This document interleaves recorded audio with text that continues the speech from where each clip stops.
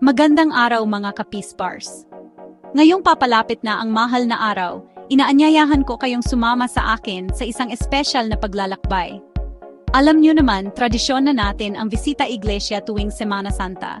At ngayong taon, dadalhin ko kayo sa 8 simbahan sa Batangas at Tagaytay na kilala hindi lang dahil sa kanilang ganda, kundi dahil na rin sa kanilang makasaysayang at espiritual na halaga. Kaya, halina't samahan niyo ako sa ating bisita iglesia. Mga kapispars, tuklasin natin ang mga kwento at himala na nakapalob sa mga banal na lugar na ito. Basilica of St. Martin de Tours, Taal, Batangas. Ang ating unang destinasyon ay ang maringal na Basilika ni San Martin de Tours sa Taal, Batangas.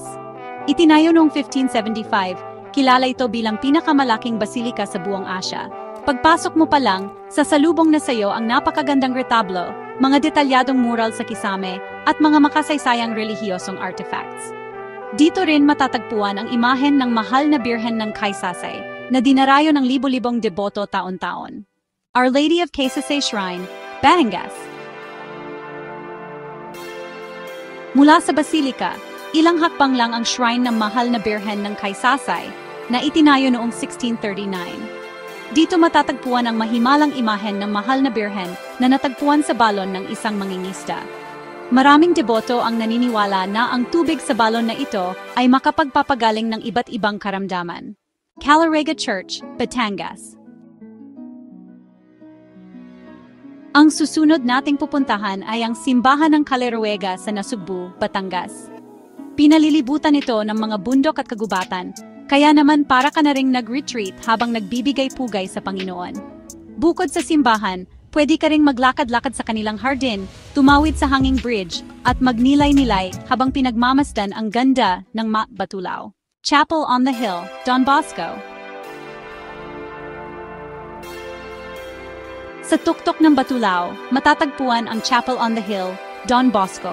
Kakaiba ang arkitektura nito na mistulang 2 kamay na nagdarasal. Sa loob, makikita mo ang mga makukulay na stained glass windows na nagbibigay ng kakaibang liwanag sa buong kapilya. Mula rito, matatanaw mo rin ang napakagandang tanawin ng Taal, Our Lady of Manaoag at Tierra de Maria. Sa Tagaytay naman, matatagpuan ang mahal na Birhen ng Manaoag sa Tierra de Maria. Dito makikita ang 50 talampakang estatwa ng mahal na Birhen na nakaharap sa bulkang Taal. Mayroon din silang mga prayer gardens at mga lugar kung saan pwede kang mag-alay ng kandila. Pink Sisters Convent Chapel, Tatay. Kilala ang Pink Sisters Convent Chapel dahil sa mga madring nakasuot ng pink na abito. Dito, tuloy-tuloy ang pagdarasal at adorasyon sa mahal na sakramento. Pwede kang mag-iwan ng mga kahilingan sa panalangin sa mga madre. At bago umuwi, pwede ka ring bumili ng mga relihiyosong bagay at mga homemade treats na gawa mismo ng mga madre. Our Lady of Lourdes Parish, Tagaytay.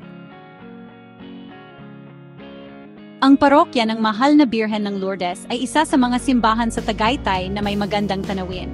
Mula rito, matatanaw mo ang lawa ng Taal. Pagkatapos magdasal, maglaan ng oras para maglakad-lakad sa paligid ng simbahan at damhin ang sariwang hangin at ang ganda ng kalikasan. Minor Basilica of the Immaculate Conception, Batangas City. At ang panghuli nating bibisitahin ay ang Minor Basilica of the Immaculate Conception sa Batangas City. Ito ang isa sa mga pinakamatandang simbahan sa Batangas.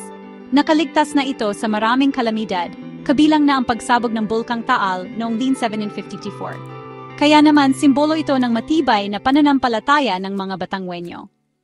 Ang iyong paglalakbay sa Visita Iglesia. Ayan mga kapispars, natapos na natin ang ating Visita Iglesia sa 8 simbahan sa Batangas at Tagaytay. Sana ay naging makabuluhan ang paglalakbay na ito para sa inyo. Huwag kalimutang magsuot ng disenteng damit at panatilihin ang katahimikan sa loob ng simbahan. At syempre, huwag nating kalimutan ang tunay na diwa ng Visita Iglesia, ang pagninilay at pagpapalalim ng ating pananampalataya sa Diyos. Hanggang sa susunod nating paglalakbay, mga kapispars, ang 8 simbahang ito ay bumubuo ng makabuluhang ruta ng Visita Iglesia sa Batangas at Tagaytay. Sa panahon ng mahal na araw, ang mga simbahang ito ay nagiging sentro ng mga solemn na pagdiriwang, at tradisyonal na katolikong mga kaugalian ng mga Pilipino.